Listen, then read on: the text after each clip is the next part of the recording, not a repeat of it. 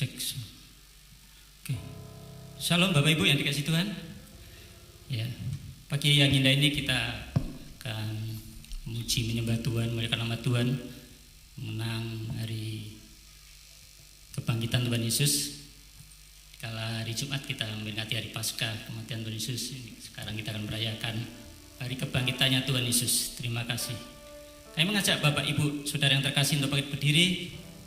Haleluya. Kita akan berdoa sebentar. Kita tundukkan kepala. Bapa dalam surga yang mengucap syukur bila pagi yang indah ini Engkau persatukan kembali anak-anak-Mu hamba-Mu ke tempat ini, memuji muliakan nama Engkau. Kami mengucap syukur buat pengorbanan-Mu yang Engkau sudah berikan kepada kami semuanya. Terima kasih Bapa, dan kami memperingati hari kebangkitan-Mu Tuhan Yesus. Mengucap syukur buat apa yang sudah Engkau perbuat dalam kehidupan kami Tuhan. Karena Engkau Raja di atas segala raja, Engkau menang di atas kayu salib Tuhan. Terima kasih Tuhan. Haleluya Yesus Tuhan. Kuasai atmosfer tempat ini dengan kuat kuasa-Mu. Mari Roh Kudus jamah setiap kami. Penuhi dengan kasih-Mu dan kuasa-Mu atas kami semuanya. Saudara-saudara kami yang mungkin masih dalam perjalanan, biarlah tiba teman tempat ini dengan sukacita dan selamat bersama dengan kami, memuliakan nama Engkau Yesus Kristus Tuhan. Terima kasih Bapa dalam surga. Segala pujian, hormat, kemuliaan hanya bagi Engkau. Di dalam nama Tuhan Yesus Kristus, sucikan dan kuduskan setiap kami, biar kami layak masuk ruang yang Maha Kudus. Ampuni setiap dosa pelanggaran kami Bapa. Terima kasih Tuhan Yesus. Mencap syukur di dalam berkat nama Tuhan Yesus Kristus. Haleluya. Amin. Ku masuk ruang Maha Kudus dengan darah anak domba. Ku masuk dengan hati tulus, menyembah yang Maha Kuasa. Ku masuk ruang Maha Kudus.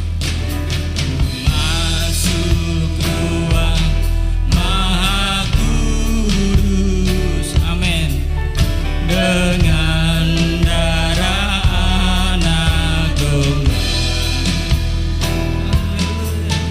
ku masuk dengan hati tulus, yes Lord, menyembah yang Maha Kuasa. Sekali lagi, ku masuk ruang Maha Kudus. Ku masuk ruang Maha Kudus dengan darah anak domba. Yes Lord. Ku masuk dengan hati tulus, menyembah yang Maha Kuasa. Sama-sama katakan, ku menyembah.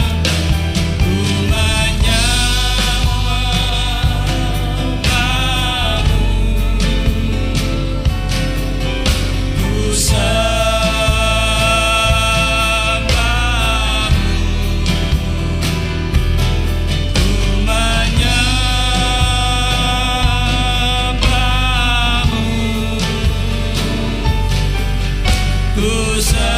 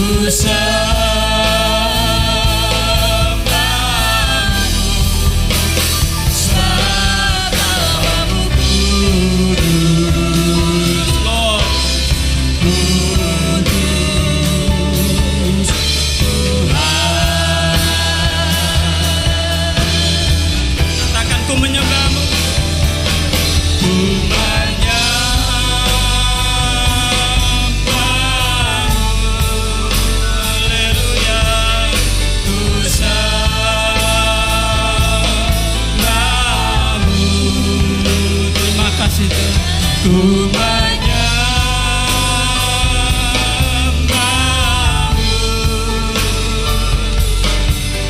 ku sembahmu,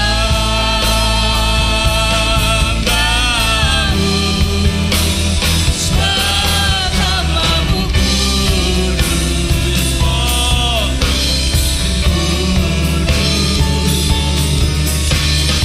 maafkanlah diriku menyembahmu.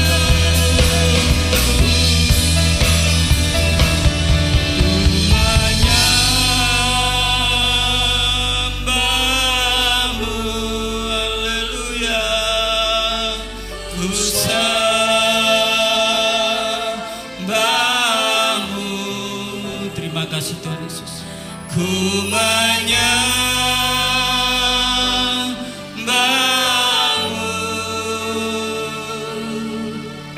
ku sembahmu,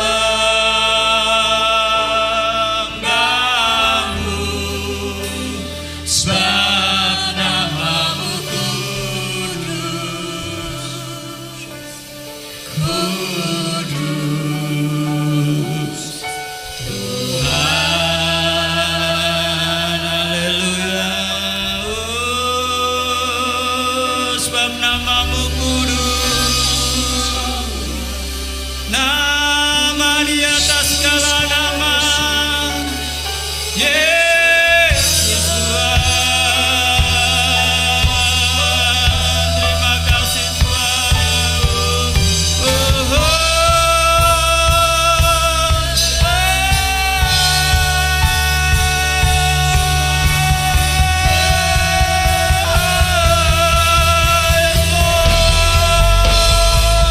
kami sembahkan, kami tinggikan Engkau Yesus.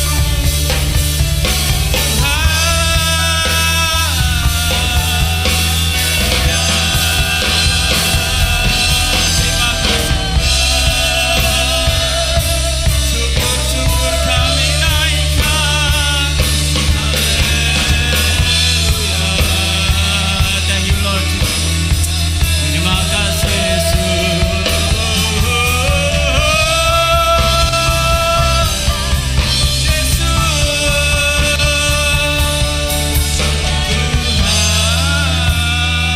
Haleluya. Kami bersyukur Yesus, Kau selamatkan kami. Kami bersyukur buat pengorbananmu Yesus. Kemuliaan bagi Engkau, keagungan bagi Engkau. Kau telah mati dan bangkit, tebus dosa-dosa kami Yesus. Kiralalalabaya Alabatakaya Nakarapapaya Sakarataka Yulos Rabaya Sikarataka Lamaya Sika Irabaya Sakana Karatakaya Sakana Karabaya Sikini Karabatakaya Sakarababaya Saka Kirabaya Sakana Karatakaya Sikini Karatakaya Sika Kirabaya Sakana Karabaya Sakana Karababatakaya Saka. Terima kasih Pak. Ya Yesus Kristus. Terima kasih Yesus. Ralabaya Sakarana Kaya Sika. Terima kasih Yesus Karatakaya Sika. Kirabaya Sakara Katakalaya Saka. Thank you Lord Jesus. Kau baik, sungguh baik dalam kehidupan kami Yesus Kristus. Kasih-Mu melimpah atas kami. Terima kasih Yesus. Biar setiap detik, setiap waktu kami memuji muliakan nama-Mu Yesus Kristus. Ampuni dosa pelanggaran kami Yesus. Karabaya Sakara Batakaya Sakara Batakalaya Sakara. Terima kasih Karatakaya Sakara Baya Sika. Yes. Ya Tuhan, tiada ku memerlukanmu.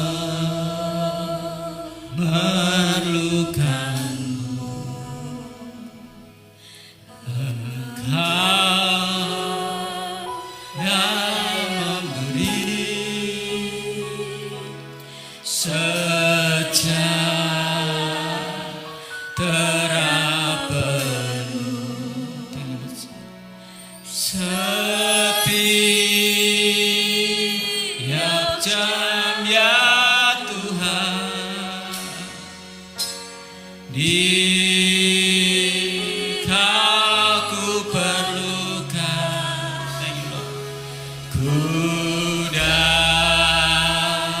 datang juru selamat, berkatilah.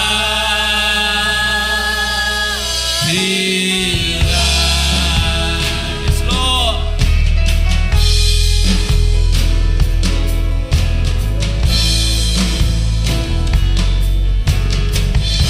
Katakan ya Tuhan tiap jam. Ya Tuhan tiap jam. Amin. Ku memerlukanmu. Engkaulah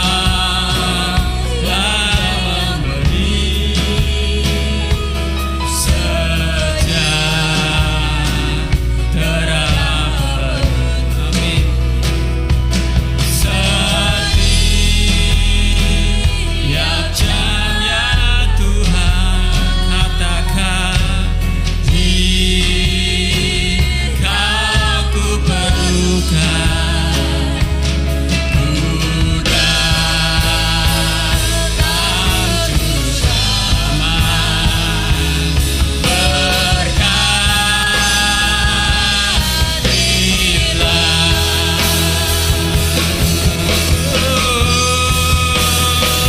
setiap langkah ku perlukan, di setiap langkah ku perlukan. Amin. Di kering dan hujan ku perlukan, Yesus Kau yang ku perlu. Di setiap nafas ku perlukan. Yes, Lord. Di setiap langkah ku perlukan, di kering dan hujan ku perlukan, Yesus Kau yang ku perlu. Di setiap nafas ku perlukan. Yes, Lord. Di setiap langkah ku perlukan, di kering dan hujan ku perlukan, Yesus Kau yang ku perlu. One more time, yeah. Di setiap nafas ku perlukan, oh, di setiap langkah ku perlukan, di kering dan hujan ku perlukan, Yesus Kau yang ku perlu. Yesus Kau yang ku perlu. Oh, Yesus Kau yang ku perlu.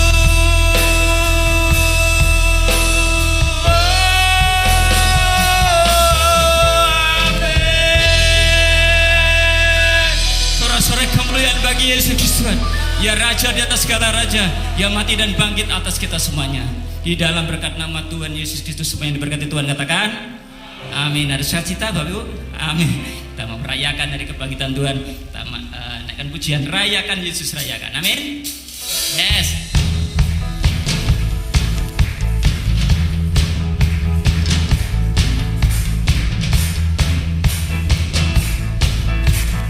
Sama-sama kita katakan pujian. 1, 2, 3. Rayakan Yesus, rayakan. Yes. Rayakan Yesus, rayakan. Rayakan. Rayakan Yesus, rayakan. Haleluya. Rayakan Yesus, rayakan.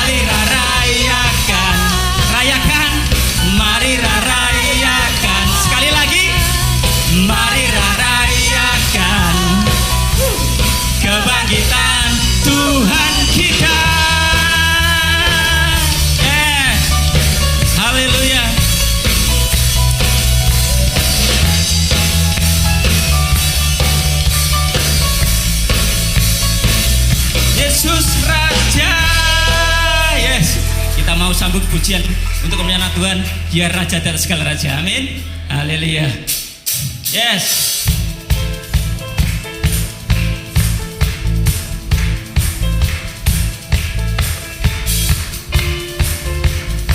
Yesus mati dan bangkit atas kita semua.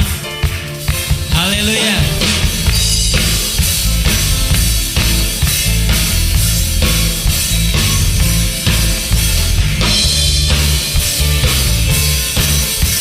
Kita naikkan pujian sama-sama. 1, 2, 3.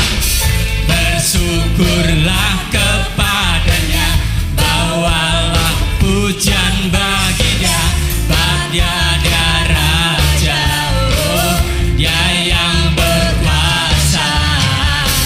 Tuhanlah kekuatanku, mazmur dan keselamatanku, dia penolongku, yang beri hidupku. Kau yang berjaya, seluruh semesta sujud menyembah. Agunglah kebangkitanmu, mujizat telah terjadi. Junjung kasih anugerahmu, kekal teguh dan mulia. Masyhurlah perbuatanmu, kau penyelamat hidupku. Kasihmu tiada tara, bertata kau Tuhan Rajaku. Yeah. Dia bertata di atas segala pujian, hormat kemuliaan hanya bagi Yesus Kristus Tuhan. Haleluya.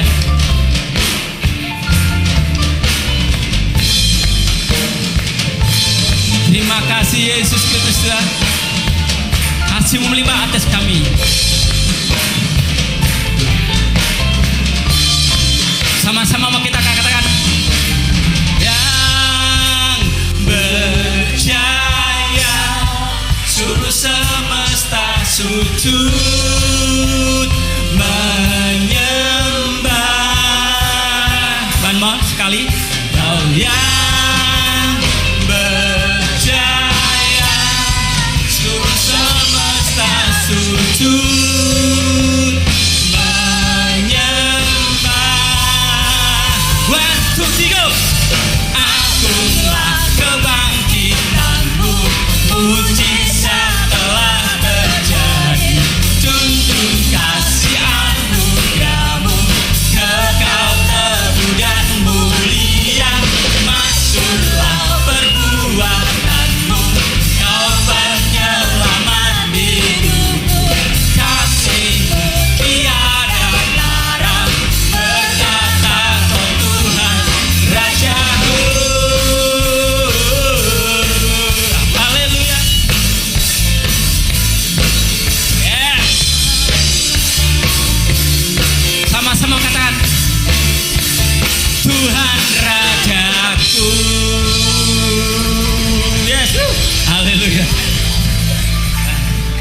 Silakan Bapak Ibu duduk kembali. Semangat Bapak Ibu. Berkeringat Bapak Ibu. Sebelum kita menunggu sebentar,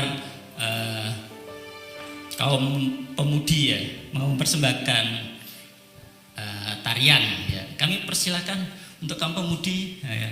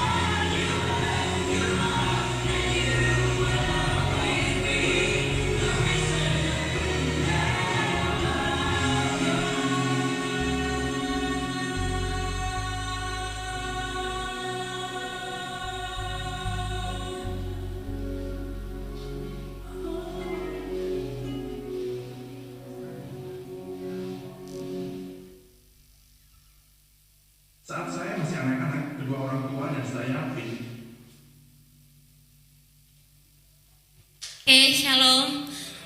Jadi temanya itu yang hitam itu kuasa kegelapan. Jadi banyak dari kita yang jadi hamba uang saat ini. Apalagi sekarang lagi gembar-gembarnya bom. Semuanya itu salah satu tanda dari Tuhan, yaitu adanya antikris. Jadi dari semua yang terpasang antikris, narkoba, hamba uang, kedagingan. Tapi kita manusia itu terikat sama kegelapan itu. Tapi ketika Tuhan datang, kita dibebaskan. Tuhan patahkan semua itu, Tuhan hancurkan itu, Tuhan gantikan kita di kayu salib.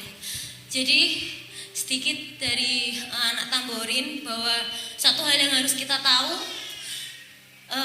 seberapa besar dosa kita, sedalam apapun masa lalu kita, mau sedalam lautan maupun sedalam apapun, sampai manusia nggak akan bisa ngukur. Tapi Tuhan gak angkat itu semua, Tuhan gantikan hidupnya buat kita. Jadi itu sedikit kesaksian dari kita tim Tamborin. Semoga terberkati. Terima kasih. Yes.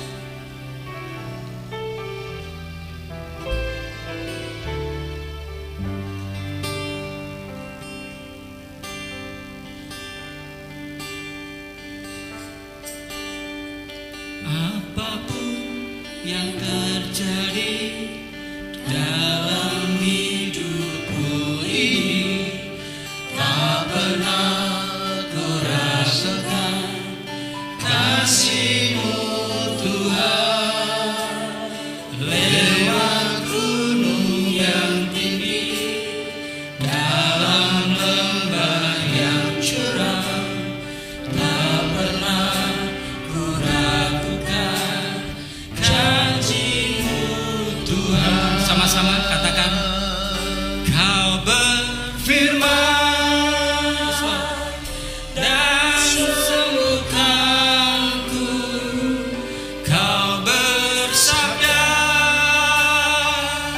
dan selamatkanku. Tiada yang mustahil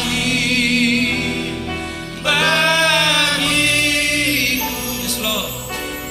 Yesus, ku percaya padamu. Ya, amin. Kami mengajak Bapak Ibu untuk bangkit berdiri. Yes.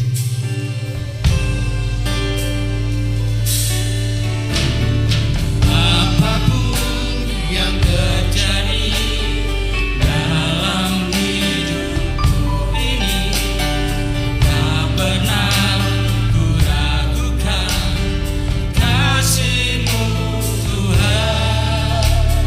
Lewat gunung yang tinggi, dalam lembah yang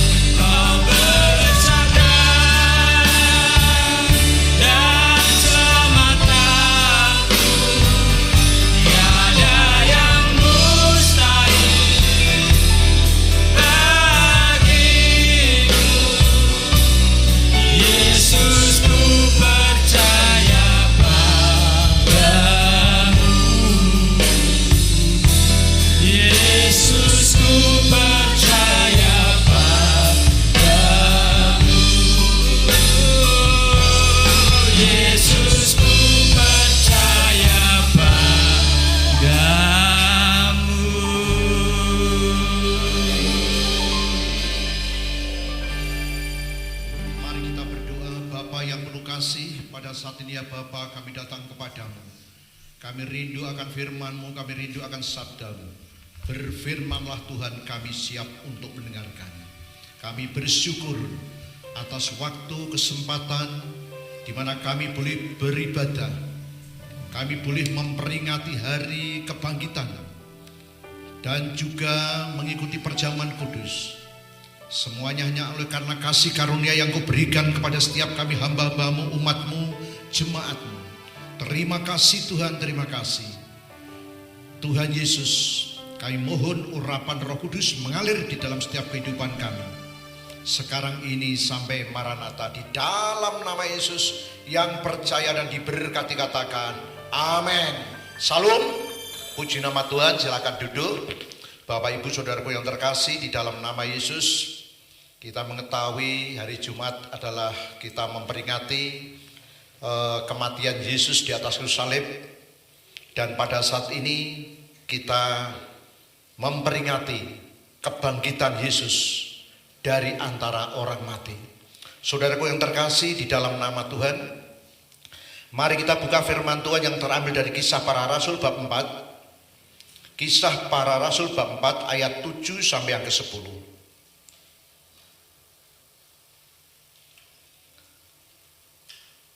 Demikian firman Tuhan. Lalu Petrus dan Yohanes dihadapkan kepada sidang itu dan mulai diperiksa dengan pertanyaan ini. Dengan kuasa manakah atau dalam nama siapakah kamu bertindak demikian itu? Maka jawab Petrus penuh dengan Roh Kudus, hai pemimpin-pemimpin umat dan tua-tua, jika kami sekarang harus diperiksa karena suatu kebajikan kepada seorang sakit dan harus menerangkan dengan kuasa manakah orang itu disembuhkan, maka ketahuilah oleh kamu sekalian dan oleh seluruh umat Israel bahwa dalam nama Yesus Kristus orang Nazaret yang telah kamu salibkan, tetapi yang telah dibangkitkan Allah dari antara orang mati, bahwa oleh karena Yesus itulah orang ini berdiri dengan sehat sekarang di depan kamu. Amin. Ini sejarahnya Rasul Petrus dan Yohanes sehabis menyembuhkan orang lumpuh yang ada di dekat pintu gerbang indah. Emas dan perak tidak ada padaku, tetapi apa yang aku punya, yaitu demi nama Yesus Kristus orang Nazaret, berjalanlah. Dan kemudian akhirnya diangkat, bangkit, kemudian akhirnya berjalan. Gara-gara kebajikan yang dilakukan oleh Petrus dan Yohanes, maka harus berhadapan dengan sidang pengadilan tua-tua, hakim-hakim pada waktu itu.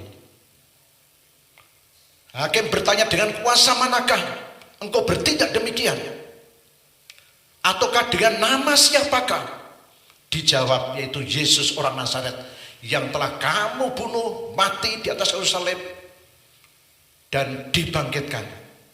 Kuasa kebangkitan sungguh dahsyat luar biasa sekarang ini, sampai sekarang, bahkan sampai Maranatha. Apakah ada amin?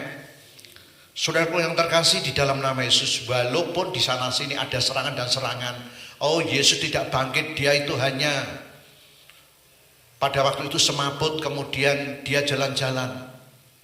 Ada yang mengatakan, oh para murid itu halusinasi. Jadi banyak orang-orang pada waktu itu dan juga sampai sekarang orang itu masih menolak.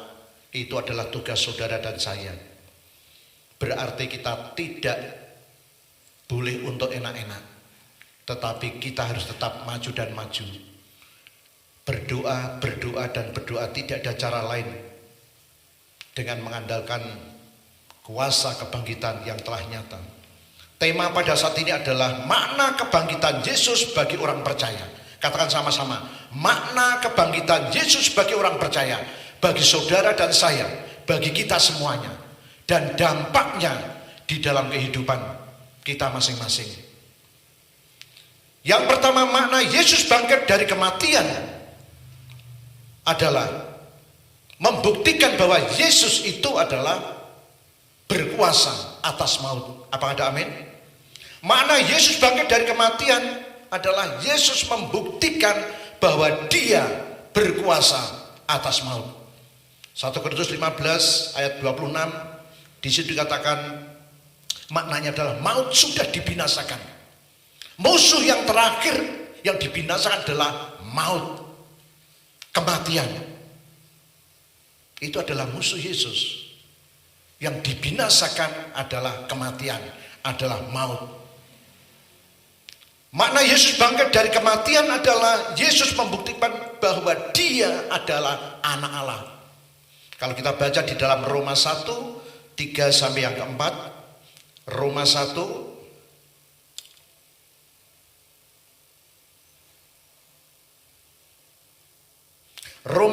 ayat 3 dan 4 tentang anaknya yang menurut daging diperanakkan dari keturunan Daud dan menurut roh kekudusan dinyatakan oleh kebangkitannya dari antara orang mati bahwa ia adalah anak Allah yang berkuasa, Yesus Kristus Tuhan kita. Apa ada amin? Saudaraku yang terkasih di dalam nama Tuhan, makna Yesus bangkit dari antara kematian, dari antara orang mati adalah menunjukkan bahwa Yesus adalah anak Allah yang punya kuasa. Katakan sama-sama, Yesus adalah anak Allah yang punya kuasa. Saudaraku yang terkasih di dalam nama Tuhan. Yang ketiga, makna Yesus bangkit dari antara orang mati atau dari kematian, membuktikan bahwa nubuat Alkitab terbukti benar. Katakan pada sebelahmu, terbukti benar. Yang ada di dalam perjanjian lama digenapi di dalam perjanjian baru. Yang ada di dalam perjanjian lama digenapi di dalam pribadi Yesus Kristus. Nubuat tentang kebangkitan Yesus yang ada di dalam PL digenapi dalam perjanjian baru. Apakah ada amin? Sehingga kita semakin yakin dan percaya. Kalau belum yakin, minta Roh Kudus untuk meyakinkan. Doa dan puasa. Jenis ini tidak bisa diusir kecuali dengan doa dan puasa. Jenis keraguan, jenis ketidakpercayaan yang ada di dalam diri kita tidak bisa diusir kecuali dengan doa puasa. Kalau ada di antara kita, waduh saya masih meragukan, doa puasa. Sebab kalau kita menjadi orang yang tidak percaya, itu berarti ada roh lain yang menyusup dalam kehidupan kita. Seperti tadi, gambarannya di dalam drama atau opera yang singkat ini, bagaimana seseorang bisa dikuasai roh antikris.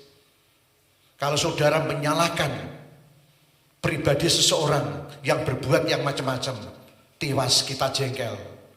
Tetapi di belakang pribadi tersebut adalah ada roh antikris, sehingga akhirnya menuruti apa yang menjadi kemauan antikris.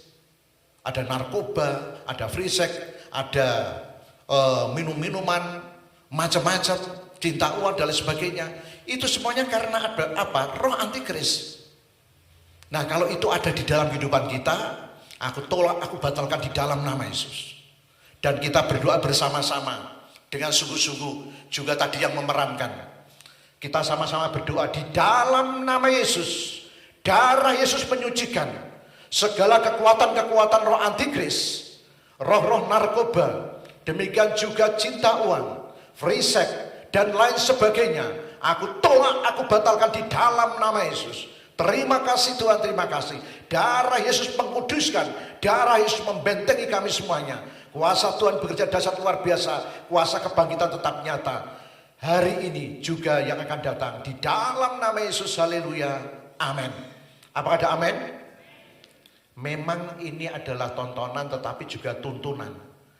Tetapi dampak daripada imbas-imbas itu kalau kita tidak putuskan sampai di rumah yang diingat tidak firman Tuhan tetapi antikrisnya.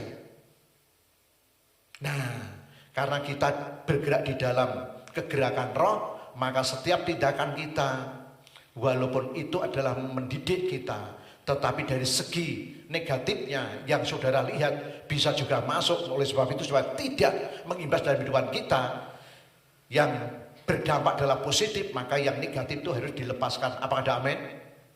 Saudaraku yang terkasih di dalam nama Tuhan. Saudaraku yang terkasih, makna Yesus bangkit dari kematian adalah membuktikan perkataan Yesus berkuasa. Nubuatan tentang kebangkitan Yesus digenapi. Kalau kita baca di dalam Matius 16 ayat 21, Matius 17 ayat 23, Matius 20 ayat 19, ya tidak usah kami baca. Kalau nanti di YouTube itu dibuka, saudara bisa belajar. Membuktikan bahwa perkataan Yesus itu iya dan amin, punya kuasa. Nubuatannya tergenapi.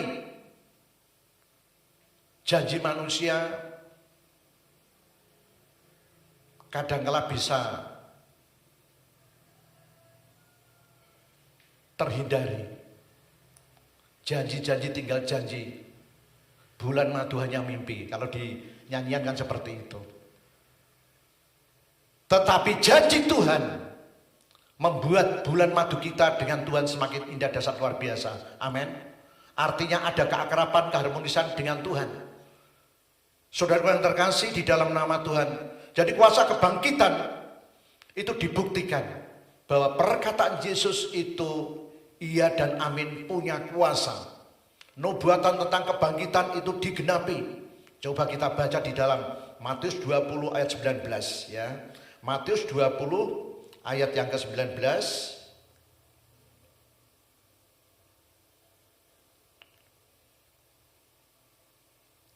Dan mereka akan menyerahkan dia kepada bangsa-bangsa yang tidak mengenal Allah, supaya ia diolok-olokkan, disesah dan disalibkan, dan pada hari yang ketiga ia akan dibangkitkan. Ini perkataan Tuhan. Dan terjadi sebelum kenyataan. Tetapi Tuhan sudah berbicara dulu. Aku akan ke Yerusalem, akan mengalami banyak penderitaan dari para tua-tua. Kemudian akhirnya disalib dan pada hari yang ketiga dibangkitkan. Yesus sudah berkata seperti itu. Dan kenyataannya juga terjadi. Akhirnya pada waktu hari Jumat, Yesus pada waktu itu mengalami penderitaan, mati di atas kayu salib. Kemudian hari Minggu mengalami kebangkitan. Saudara yang terkasih di dalam nama Tuhan. Nah sekarang bagaimana dampak kebangkitan Yesus bagi orang percaya, bagi saudara dan saya? Apakah ada dampaknya atau enggak?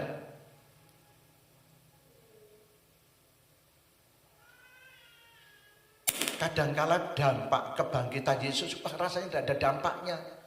Baru kesenggol sidik, ganti nyenggol. Kepahitan sidik, ganti buat pahit.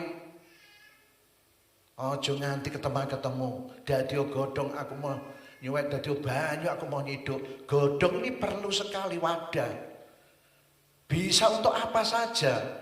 Diberi nasi, ingkong, macam-macam kita makan. Tapi kalau tidak ada godong, ya nasinya taruh mana?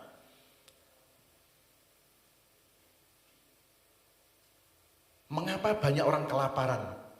Sekalipun di rumah banyak kelimpahan dengan beras, susu, dan madu. Tetapi kenapa tetap kelaparan? Karena hatinya yang tidak ada kuasa kebangkitan. Sehingga dengan orang yang menyakiti, ganti menyakiti. Kowe iso menyakiti, apa aku ora iso? Sopo aku iki? Akhirnya lali karo awake dhewe. Sopo aku iki? Pak Hadi, sopo aku iki?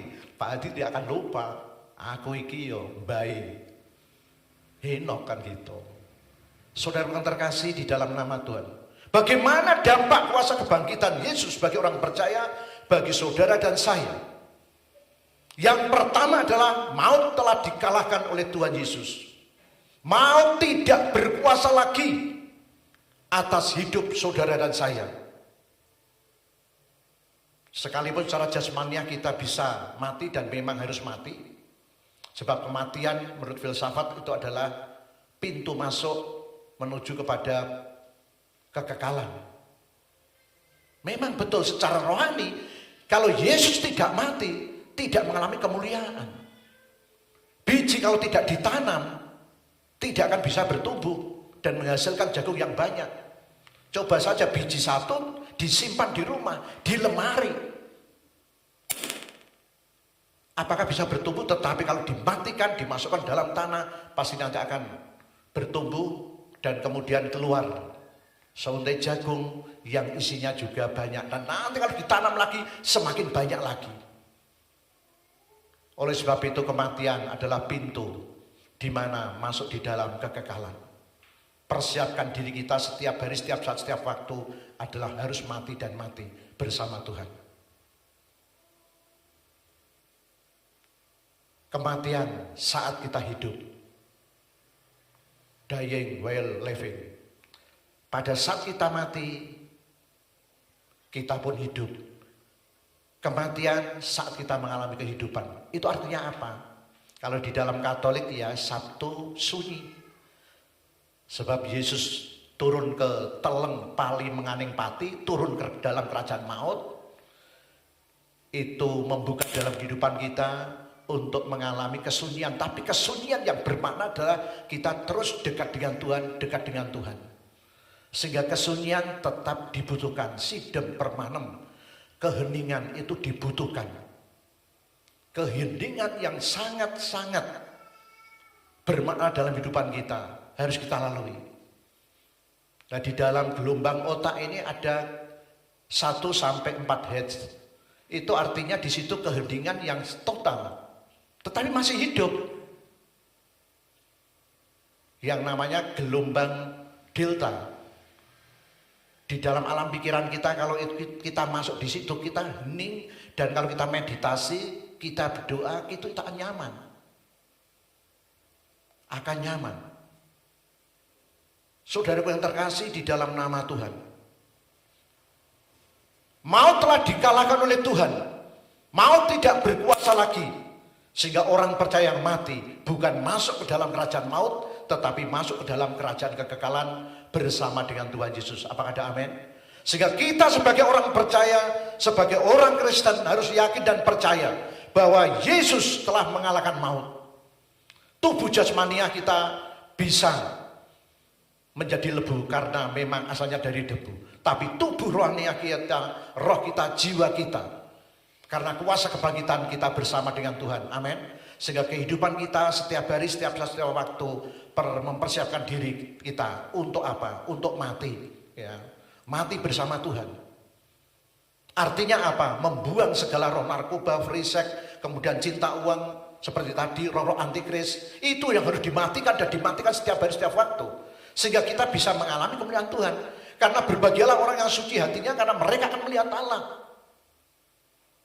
Bagaimana bisa suci? Maka virus-virus yang membuat tidak suci harus kita tolak di dalam nama Yesus. Seperti drama tadi.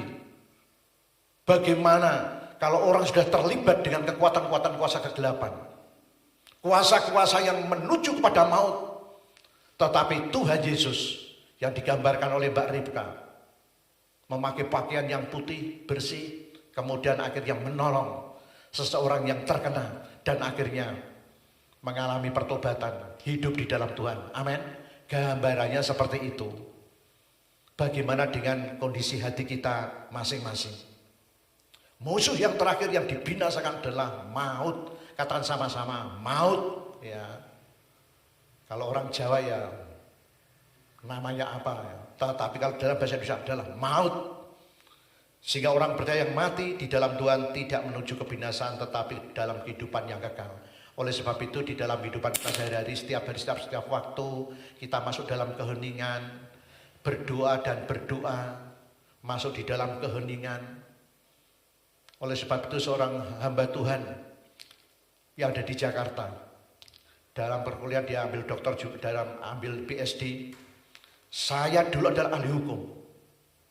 Untuk tuan muda, saya dulu adalah seorang komposer. Dia juga ahli musik. Kemudian dia juga memimpin. Jadi konduktor, ya dirijen.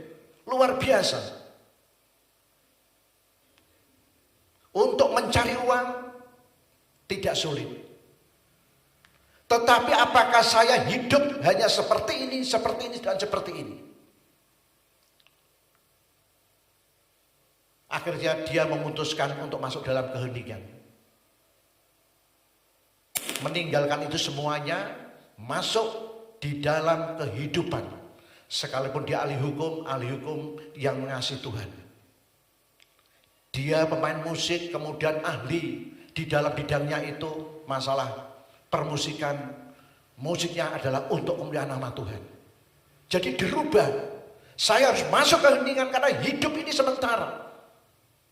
Kalau saya hanya bergerak di sini tanpa Tuhan, sesuai dengan profesi kami masing-masing, maka apa yang terjadi? Semuanya sia-sia. Hidup bukan ke surga tetapi ke neraka. Walaupun niat hatinya baik, tetapi karena kehidupannya, akhirnya dia memutuskan untuk apa? Meninggalkan itu semuanya. Yang ada hal-hal yang masalah duniawi, kemudian masuk di dalam kerohanian. Yang suka di dalam kegelapan malam, kemudian masuk di dalam terangnya yang ajaib. Apakah ada amin? Apakah ada amin? Lalu mereka tanya, beliaunya tanya, saya ingin kesaksiannya Pak Tri. Tetapi Bapak, saya ingin kesaksian daripada Bapak yang tidak dari latar belakang dulu teologia, tetapi sekarang masuk ke teologia di dalam program PhD. Bagaimana kok bisa seperti itu? Dia share dengan tema adalah mempersiapkan di dalam masa keheningan.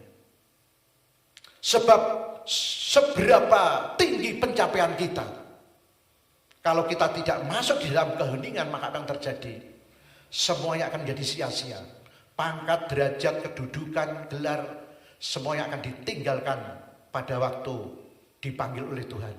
Maka yang perlu adalah juga tidak sekedar gelar dan lain sebagainya, tetapi juga persiapkan hati. Berbahagialah orang yang suci hatinya karena mereka akan melihat Allah. Tanpa kekudusan kita tidak bisa melihat Allah. Melihat Allah bukan berarti harus melalui karunia penglihatan. Kalau diberi penglihatan oke. Tapi bagaimana bisa melihat Allah di dalam pribadi orang yang mengecewakan kita? Coba saya tanya, apakah saudara bisa melihat Allah di dalam pribadi orang yang mengecewakan saudara? Kalau saudara bisa melihat Allah di dalam pribadi yang mengecewakan saudara, disitulah titik tertinggi di dalam kehidupan kita. Berarti saudara itu adalah suci dan kudus. Apakah ada amin? Yesus mati di atas kayu salib, sebelum mati melihat orang-orang yang mengecewakan. Tetapi Yesus tetap bisa mengasihi dan mengampuni.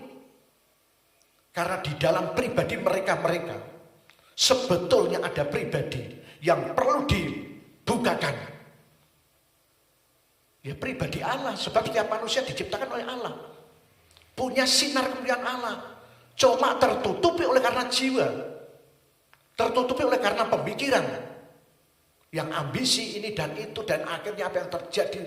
Manusia mengalami kehancuran. Tetapi Tuhan lewat Yesus tidak menegakkan mereka-mereka. Sehingga ya Bapa ampunilah mereka. Sebab mereka tidak tahu apa yang mereka perbuat. Mereka sudah ada potensi untuk orang itu menyembah sama Tuhan. Tetapi karena dosa tertutupi oleh kegelapan, sehingga tahunya adalah membunuh, menghancurkan. Tetapi Tuhan tetap bisa melihat dengan sinar kemuliaan Bapa, sehingga orang yang seperti itu adalah orang yang layak untuk diampuni. Supaya tepat pada waktunya bisa masuk di dalam kerajaan surga yang mulia. Apakah ada amin? Oleh sebab itu musuh yang terakhir yang dibinasakan oleh Tuhan adalah maut. Bagaimana dampak kebangkitan Yesus bagi orang percaya? Ada kuasa kebangkitan, katakan sama-sama. Ada kuasa kebangkitan. Ada kuasa kebangkitan tidak hanya 2000 tahun yang lalu, sekarang ini juga ke depan. Sampai Tuhan datang. Hidup orang percaya mengalami kuasa kebangkitan. Dan dengan kuasa kebangkitan orang percaya dimampukan untuk melayani, untuk menginjil, disertai dengan tanda-tanda heran.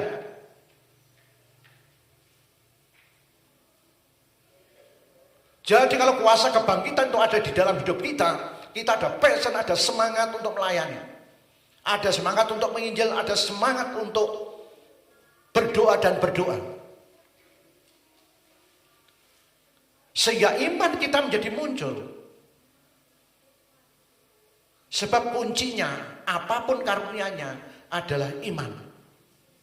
Kalau iman sudah membuka klek, itu akan connect dengan Tuhan. Sehingga karunia itu akan menjadi bermanfaat di dalam kehidupan kita masing-masing. Dan setiap kita, Tuhan berikan karunia. Apakah ada amin? Siapapun orangnya, Tuhan tetap berikan potensi, Tuhan tetap berikan karunia sesuai dengan bagiannya masing-masing. Apakah ada amin? Hidup orang pernah mengalami kuasa kebangkitan. Oleh sebab itu seperti dalam Kisah Para Rasul 4 ayat 9 sampai 10, firman Tuhan katakan, Kisah Rasul 9, Kisah Rasul bab 4. Saya ulangi lagi, ayat 9. Jika kami sekarang harus diperiksa karena suatu kebajikan kepada seorang sakit dan harus menerangkan dengan kuasa manakah orang itu disembuhkan, maka ketahuilah Pak Hakim, para tua-tua pada waktu itu. Maka ketahuilah oleh kamu sekalian dan oleh seluruh umat Israel bahwa dalam nama Yesus Kristus, orang Nazaret yang telah kamu salibkan, tetapi yang telah dibangkitkan Allah dari antara orang mati, bahwa oleh karena Yesus itulah orang ini berdiri dengan sehat sekarang di depan kamu. Apakah ada amin? Ini kuasa kebangkitan. Lah, apakah kuasa kebangkitan itu terjadi padanya pada waktu itu? Buktinya ada gereja, itu karena ada bapak-bapak gereja, rasul-rasul yang mengalami kuasa kebangkitan. Adanya saudara di sini, saya dan saudara, karena kuasa kebangkitan.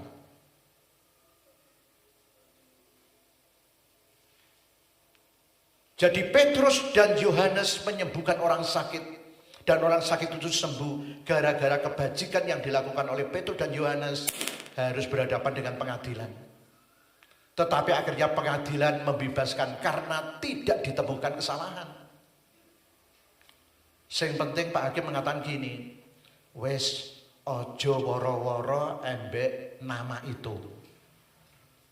Kamu boleh beraktivitas, tapi jangan sampai menyebut nama Yesus. Tetapi karena Roh Kudus yang bekerja di Petrus dan Yohanes, tidak bisa dibendung oleh manusia, tidak bisa dibendung oleh kuasa manapun. Petrus dan Yohanes tetap melayani dan melayani. Demikian juga Paulus. Untuk seterusnya. Nah, kesaksian beberapa hari yang lalu, kalau tidak salah hari Selasa, ya. Hari Selasa. Nah, saudara-saudara terkasih dalam nama Yesus, seorang tetangga ibu sakit, kemudian ngebel ting tong. Saya kira bisa saya buka, ternyata seorang ibu diantarkan anaknya. Dan ibu tersebut adalah di lantai, di teras depan. Lho Bu, anu jumeneng, mboten saged Pak. Niki kula sakit sedoyo dalam kondisi yang tidak bisa berjalan. Jadi dari teras sampai ke ruang tamu, jalannya bagaimana? Ngesot, katakan sama-sama, ngesot. Coba siapa yang sekarang ini berani untuk jalan ngesot itu. Jalannya ngesot gini.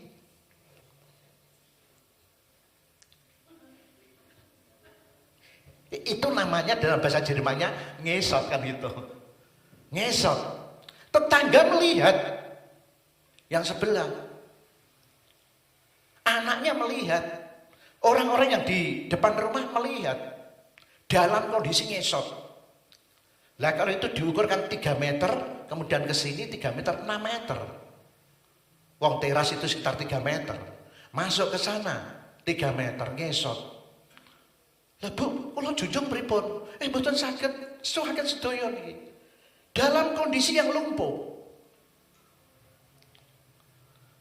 Saudaraku yang terkasih di dalam nama Yesus, dan akhirnya terjadi. Sampun Pak, kula tak ngantos dumugi mriku. Kemudian akhirnya berusaha untuk ditaruh di kursi. Akhirnya apa yang terjadi? Kita doakan dan doakan pengakuan dosa dulu. Minta ampun, mengampuni dan mengampuni siapapun, mengaku dosa di hadapan Tuhan. Terus berdoa dan berdoa. Dan akhirnya kami doakan dengan istri. Tidak hitungan jam, tetapi berapa menit kemudian di dalam nama Yesus kuasa Tuhan dinyatakan. Akhirnya apa yang terjadi? Kemudian bangkit, kemudian sembuh, kemudian anaknya datang, sudah bisa. Tetapi pada waktu itu masih minta untuk memuji Tuhan. Ku menang bersama Yesus Tuhan. Jadi kalau diajari lagu ku menang itu senang. Nah, beberapa hari yang setelah itu apa yang terjadi? Dari teman-temannya pasar yang di Goangsan itu datang. Termasuk ada Pak Haji. Pak Haji datang. Yang suka menolong di pasar. Terus tanya, "Lu kowe kok iso waras ngene piye?" Apa yang terjadi? Dia jawab, "Sing aku diajari." Lho sapa sing ngajari? Pak Pendito, Bu Pendito. Lah kira-kira umurane sepiro? Nggih sak jenengan gagah ngono gitu. Memang betul ini kesaksian. Lah terus diajari apa? Kayak nyebut dalam nama Isa alaihissalam. Akhirnya apa yang terjadi? Wes kowe ojo pindah-pindah. Kowe tetap mantep ndok ngono. Waras kowe waras. Ojo nganti pindah-pindah. Tonggo-tonggo pun juga mendukung yang di sebelah sana. Saudara yang terkasih dalam nama Yesus, bahwa kuasa kebangkitan Tuhan itu dari dulu sekarang sampai selama-lamanya tetap ada. Amin. Sebab Yesus berkuasa untuk menyembuhkan. Tidak hanya buta melihat, tetapi juga lumpuh berjalan. Dan juga mati dibangkitkan. Nah, kalau kita diberikan kuasa oleh Tuhan dan Tuhan suruh untuk melayani, tidak mustahil. Asal tidak karep kita sendiri, tetapi adalah harus masuk di dalam keheningan, masuk di dalam keheningan Tuhan. Dan nanti Tuhan bagaimana? Kuasa Tuhan bisa terjadi di dalam kehidupan saudara masing-masing. Jangan sampai terlalu berpikir jauh, aku tidak ada karunia penglihatan, aku tidak ada karunia ini dan ini dan ini. Itu kan kata saudara. Tetapi kalau Tuhan sudah memakai saudara, bisa juga. Dan akhirnya ibu tersebut, setiap dia tidur, mimpi, kadang-kala diberikan penglihatan-penglihatan. Siapa yang menyerang aku? Tetapi saya beritahu, sekalipun kamu tahu, kamu harus mengampuni, mengasihi, mengampuni lebih dalam dan lebih dalam. Jangan sampai setelah kamu tahu dan kamu benci. Itu tidak ajaran Tuhan. Itu tidak ajaran Nabi Isa. Kalau nek ndonga kali Nabi Isa itu nganti usuk tak hitungi dari ujung, dari barat ke timur, timur ke barat. Itu kesaksiannya dengan Pak Haji. Ya wis, ojo pindah-pindah ya. Ojo pindah-pindah. Tetap rekannya Pak Pendito, Bu Pendito. Bagaimana kehidupan kita? Hari-hari ini banyak orang yang membutuhkan. Apalagi dalam situasi pandemi. Solusi apa yang bisa kita tawarkan terhadap dunia? Sehingga kita tidak bisa gini, wah aku ini sapa? Lah padahal Tuhan mengatakan, kowe iku anak Allah kok. Itu. Aku ini sapa? Lah kalau seperti itu terus apa yang terjadi? Tidak akan mungkin bisa bergerak. Maria Magdalena itu siapa? Adalah pelacur. Tetapi bisa mengubah dunia karena Tuhan. Amin. Latar belakang apapun dan siapapun kita, bagi Tuhan tidak ada masalah.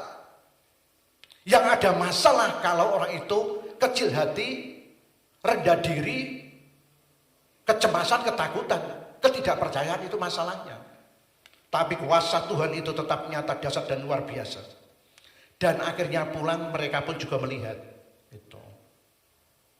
Sehingga kemarin datang lagi kok guyang-guyu, senang dan lain sebagainya, sambil membawa buah itu. Sebab sudah dikatakan dengan istri, kamu datang ke sini jangan tergantung uang. Nah, di duit orang wani. Tetapi apa yang terjadi dengan seperti itu, dia datang setiap hari. Saya katakan dengan istri, ini adalah dosen yang dikirim Tuhan buat ibu dan buat Pak Tri. Karena setiap hari kita harus melayani dengan sabar. Dan kita belajar bagaimana kuasa Tuhan itu dinyatakan. Sehingga kalau buka YouTube yang berkaitan dengan kegerakan roh. Bagaimana kekuatan kuasa kegelapan itu menyerang. Nah, sehingga akhirnya kita rindu untuk belajar dan belajar. Bagaimana saya bisa jadi berkat bagi orang lain. Akhirnya kan gitu. Nah, kadang-kadang ada orang belajar dan belajar hanya untuk memenuhi otak. Akhirnya yang terjadi penyakit hidrosipolus. Kepalanya besar, hatinya tidak ada. Akhirnya yang terjadi pelolak. Lalu pernah di Jambian ada yang terkena hidrosipolus. Kepalanya besar, matanya kan pelolak. Lah, kita orang Kristen jangan sampai terkena penyakit hidrosipolus secara rohani. Apa ada amin? Kuasa kebangkitan tetap nyata di dalam kehidupan kita. Baik dari dulu, sekarang, bahkan sampai ke depan. Maranatha. Siapapun kita, Tuhan tidak melihat bagaimana kondisi saudara dan saya masa lalu. Tetapi apakah sekarang ini Tuhan, saudara sambut, ya Tuhan aku siap. Justru di masa-masa keheningan kita semakin dekat dan dekat dengan Tuhan. Apalagi di masa-masa pandemi ini kita tidak bebas untuk bergerak. Tetapi kita banyak belajar, banyak berdoa dan berdoa. Sehingga kuasa Tuhan itu akan dinyatakan di dalam kehidupan saudara dan saya. Apa ada amin? Nah, selanjutnya, bagaimana dampak kebangkitan Yesus di dalam kehidupan orang percaya? Kuasa kebangkitan Yesus membawa dampak kehidupan yang diubahkan. Katakan sama-sama. Ini yang terakhir, ya. Kita katakan sama-sama, kuasa kebangkitan Yesus membawa dampak kehidupan yang diubahkan. Hidup saya dan saudara berubah, yakin dan percaya karena kuasa kebangkitan. Kita belajar dari Paulus dan Saulus di dalam Kisah Para Rasul.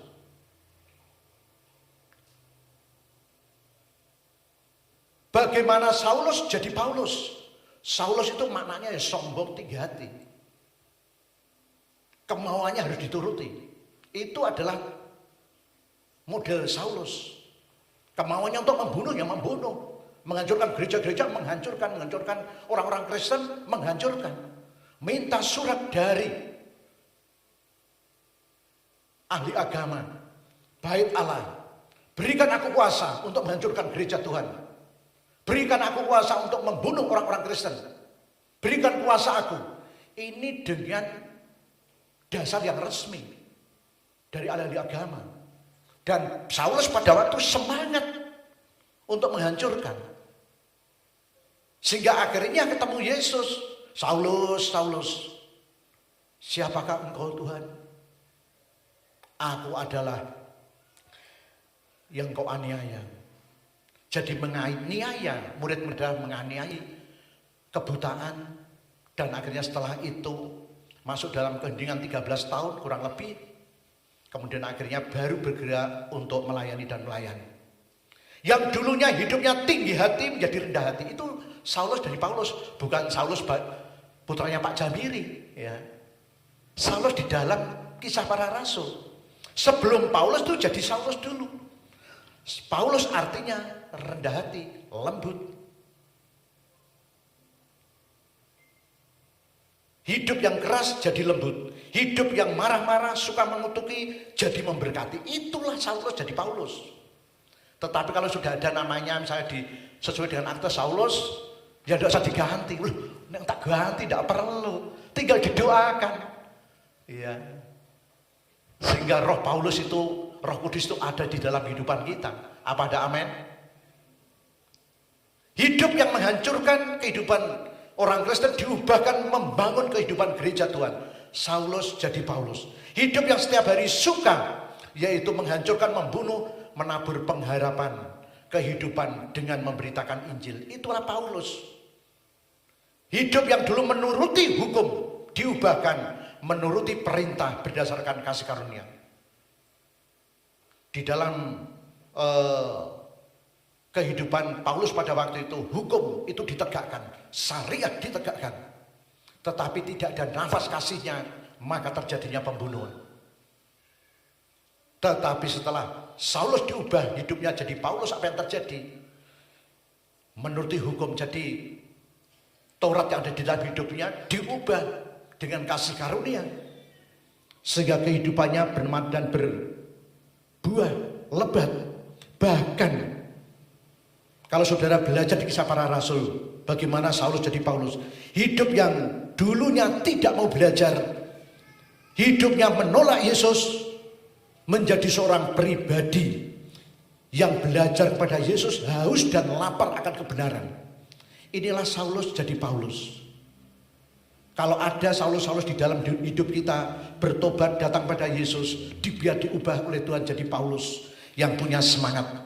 Cuma kalau yang namanya sudah Saulus tidak perlu diganti. Amin. Orang perlu diganti nama.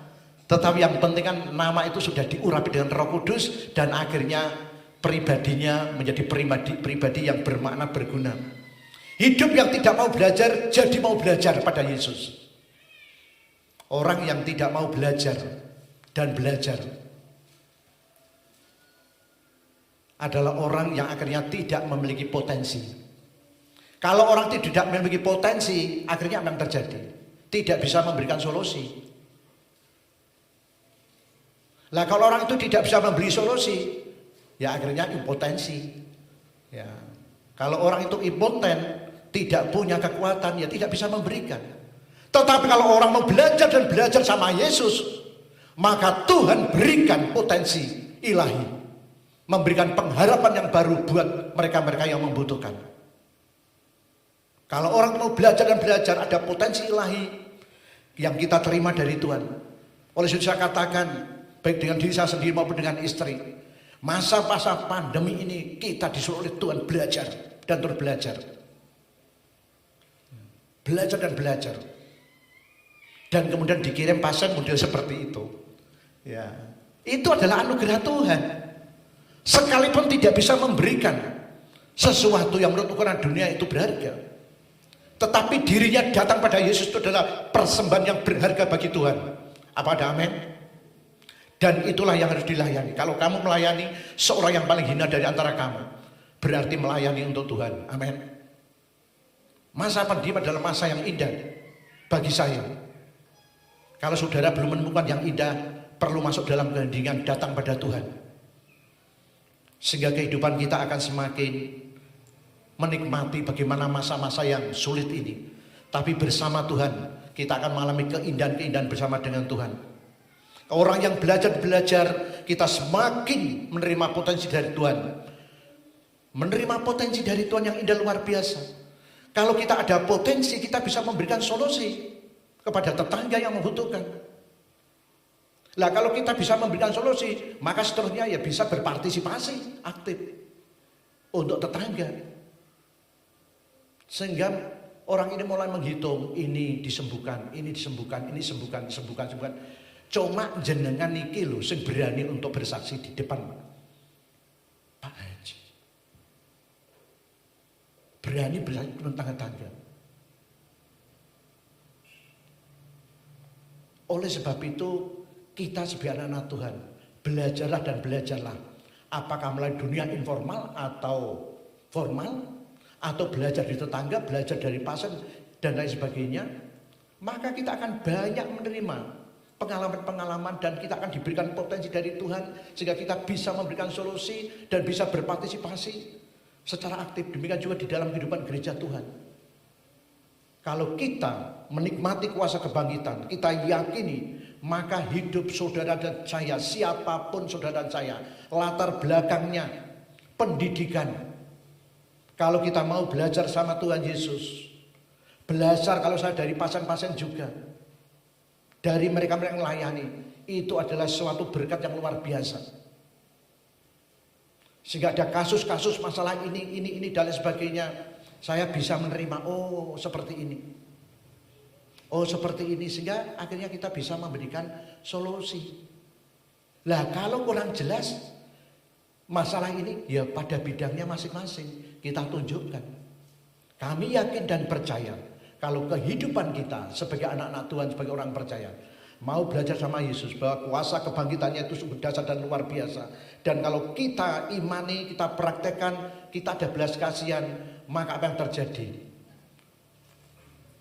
Saudara dan saya pasti akan jadi solusi dan berpartisipasi aktif, baik dalam kehidupan gereja Tuhan, dalam kehidupan bermasyarakat, dalam kehidupan keluarga, juga dalam kehidupan pribadi kita masing-masing. Sehingga yang penting sekarang ini bagaimana saya bisa bermakna dan menjadi makna bagi orang lain. Sekalipun juga masih banyak kekurangan. Kalau kita ada kekurangan wajar, oleh sebab itu kita harus membutuhkan Yesus dan terus. Kami yakin dan percaya kuasa Tuhan tetap nyata, dahsyat dan luar biasa. Kuasa kebangkitan Yesus itu luar biasa. Oleh sebab itu karena luar biasa kita praktekkan, kita terapkan dalam kehidupan kita sehari-hari, maka kehidupan saudara diberkati jadi berkat. Maka berkat itu walaupun sedikit-sedikit akan mengalir dan mengalir. Mengalirlah kuasa Roh Kudus. Kalau Roh Kudus mengalir, berkat Tuhan pasti akan mengalir. Amin. Apakah ada amin? Kuasa Tuhan pasti akan dinyatakan, hati senang, gembira, sehingga kehidupan kita semakin maju bersama dengan Tuhan. Tuhan Yesus memberkati kita semuanya. Amin. Mari kita berdoa. Bapa yang penuh kasih, pada saat ini ya Bapa, kami datang kepadamu. Kami bersyukur atas kasih-Mu dan kuasa-Mu. Bahwa Yesus Engkau luar biasa, Engkau baik, sungguh baik, sangat baik. Tuhan Yesus, biarlah firman Tuhan, kuasa kebangkitan Kau materikan di dalam hati kami masing-masing. Sehingga kehidupan kami menjadi bermakna dan menjadi solusi di dalam nama Yesus. Oh terima kasih Tuhan, terima kasih. Kami bersyukur kepadamu. Tuhan Yesus memberkati. Haleluya, amin.